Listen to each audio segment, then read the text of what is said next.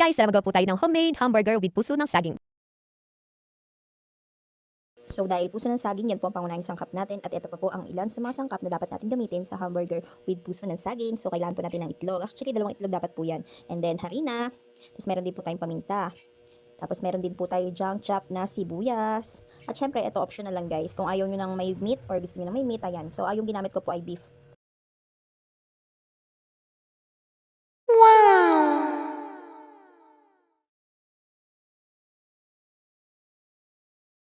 Then gumamit din po ako dyan guys ng asin, so hindi ko na po siya nailagay sa plate.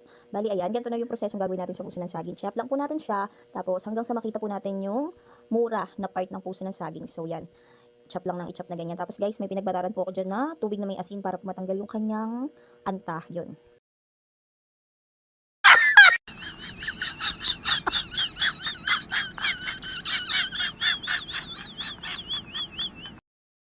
So yung ibang nagluluto guys, hindi ko alam kung paano nila inaalis yung anta o yung kakaibang lasa ng puso ng saging. So may mga iba-iba tayong proseso kung paano siya gawin.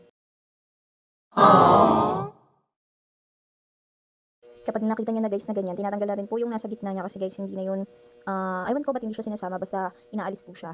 So ayan, nilinis ko pa isa-isa. Tinanggal ko yung parang posporo guys. Pinatad ko sa tubig na may asin and then after niya, hinugasan ko, drainin ko, tsaka ko po siya ilalaga. So yung paglaga po natin guys, antayin po natin siyang maging tender. Yung malambot siya guys, ganoon. Yung talagang luto na. My God.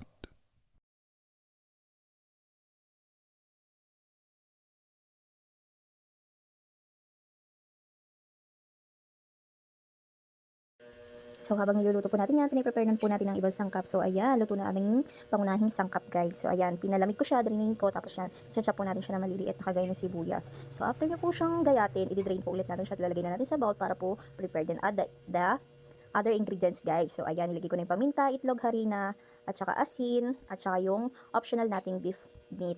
Yan guys. So halo-halo lang yan guys hanggang sa maging ganyan na yung kanyang texture. And then gumamit po ako ng OPP plastic para po sa kanyang pinaglagyan natin ng ano.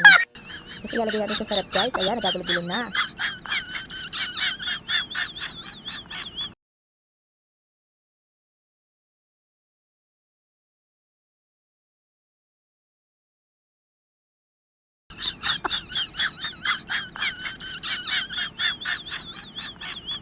Basta gumamit po ako ng OPP dyan guys kasi after ko po lang ilalagay ko po siya sa ref para po kung nagutom kami Oh my kung God. ano ayan, nagtry na po ako guys ng iluto yung dalawa para po i-taste kung swak ba sa panlasa natin yung aking ginawa. So pasado naman guys, kaya sa mga gusto ng healthy hamburger dyan, meron kami ganito. Promise, napakamura at healthy pa. Oh my Budget meal guys. God. Thanks for watching. Bye!